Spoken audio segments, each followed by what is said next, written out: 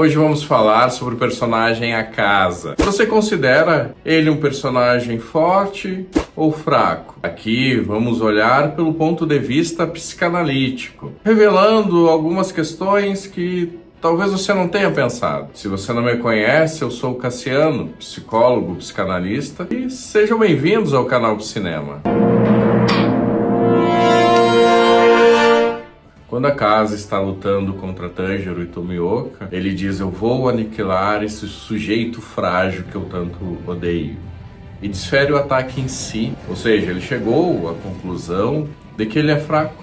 E ele quer acabar com tudo isso, ele quer ir com dignidade, ele quer partir com dignidade. E vamos tentar acompanhá-lo nesse raciocínio.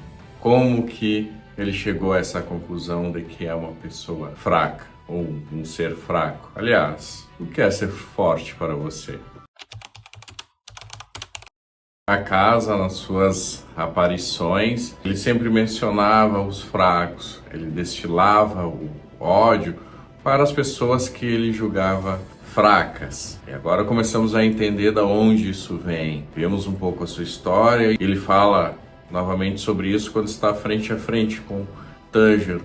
E Tanjiro diz: mas alguém protegeu você. Você já precisou de proteção, você já foi fraco. Até você se tornar forte, alguém protegia você. E nisso ele tem a primeira lembrança, que é do seu treinador, Keizo. E no desenrolar dessa batalha, nós vamos conhecendo o passado de A Casa. E é interessante que ele não quer acessar essas memórias, mas elas aparecem. Quando sua noiva aparece, a Koyuki, se não me engano, e pergunta para ele: por que você quer se tornar mais forte? E ele diz: para proteger o meu pai, para buscar remédios para o meu pai. E vemos que o pai dele era uma pessoa que estava adoecida. E Hakuji lutava para tentar salvar o pai, mas ele não consegue porque o pai acaba decidindo ir para um outro mundo. A Casa fica muito mexido. Então temos aí uma relação com a fraqueza. Seu pai deixa uma carta, e na carta dizia que era para ele recomeçar com dignidade. Mas A Casa, o Hakuji, ele busca vingança. As pessoas se espantam, dizem: você é um demônio. E ele diz: eu não me importo em ser assim, eu não me importo em ser um demônio. E depois que seu pai parte, ele diz: eu viveria centenas de anos assim, se fosse preciso. E parece que é isso que ele faz. Busca a vingança incessantemente. Na sua vida, como humano, ele ainda encontra o seu mestre Keizo. E ele encontra a sua noiva. Só que eles também têm um fim trágico. Ele busca a vingança novamente. E ele encontra Muzan. E quando Muzan desfere um ataque nele, Muzan diz: eu estou recrutando, quero formar luas superiores. Você tem interesse? E ele diz: eu não me importo mais com nada. Então é interessante olharmos com mais detalhe, porque de alguma maneira ele é responsabilizado pelos seus atos, pela sua transformação. Porque ele tem o esquecimento dessas memórias, atravessado, claro, por uma manipulação de Muzan, mas entendemos que ele não quer lembrar. Ele diz isso para o Tanjiro: você me fez lembrar dessas memórias insignificantes. Não são insignificantes, mas de alguma maneira tem um desejo de não olhá-las. E é que é um movimento de recalcá-las. Mas o recalque, ele volta disfarçado.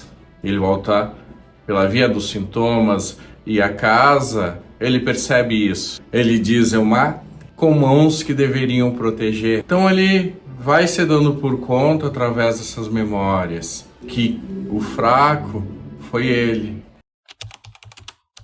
Seu ódio pelos fracos não está relacionado aos humanos que têm uma vida limitada. O seu ódio é se ver no espelho através daqueles que ele considera fraco. E então ele tem que aniquilar, ele não suporta ver isso, não suporta se reconhecer. Mas qual motivo ele se considera fraco? Por não proteger aqueles que ele amou? Ele diz: as pessoas fracas se entregam ao desespero. E foi realmente o que aconteceu com ele. Ele se entregou ao desespero.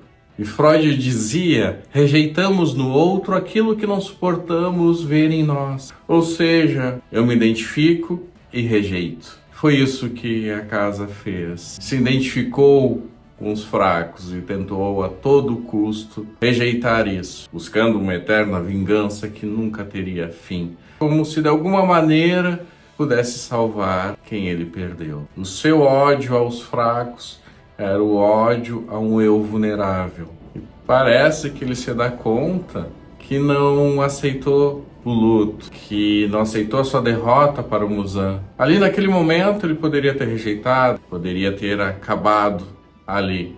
Ao não aceitar seu destino e o destino dessas outras pessoas, ele foi fraco e viveu um luto de ódio eterno.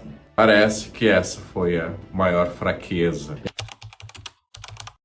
É interessante que tem algumas associações que percebemos. Ele diz que os fracos estão sempre pedindo desculpas, fazendo referência ao seu pai, à sua noiva, e quando ele decide ir com dignidade, ele pede perdão para Koyuki, e ele se transforma em Hakuji novamente, e assim ele parte. Ele diz que envergonhou seu mestre, sujou o estilo Shoryu de sangue, e ele diz: não consegui cumprir nenhum desejo do meu pai. Mas quando ele se transforma em Hakuji, vemos aí um ponto.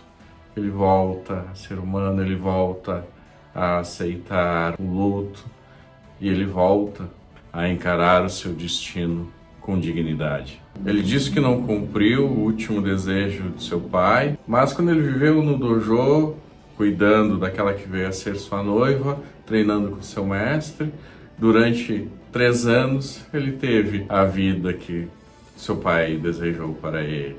Ele disse: o meu coração foi salvo.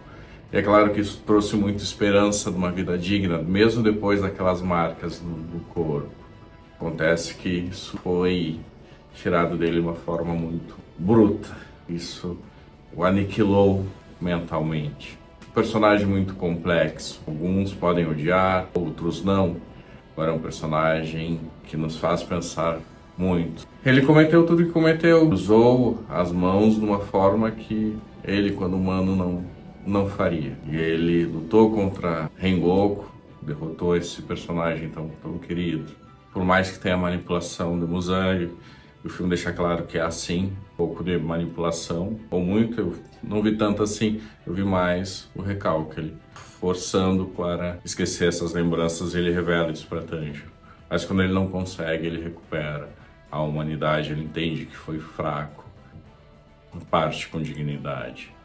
O que você pensou sobre tudo isso? Vamos conversar mais aqui nos comentários. Vejo muitas pessoas falando da luta contra o Rengoku, dizendo: mas o Akaza agora está muito mais forte, o Rengoku era forte demais. Não vejo por esse lado. É que na luta contra Rengoku, o Akaza foi muito superior.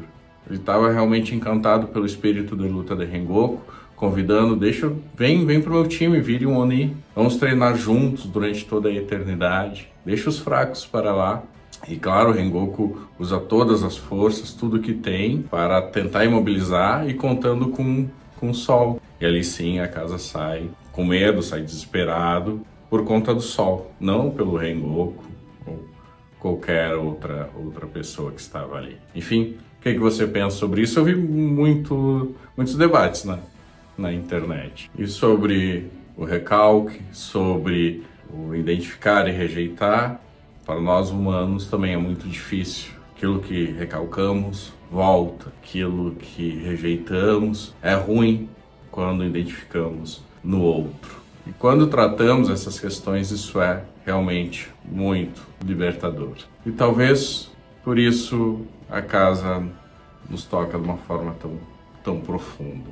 E se você gostou desse vídeo, compartilhe, deixe seu like e ative as notificações para receber mais conteúdos. Filmes, séries e animes você acompanha aqui no canal Psinema. E até a próxima!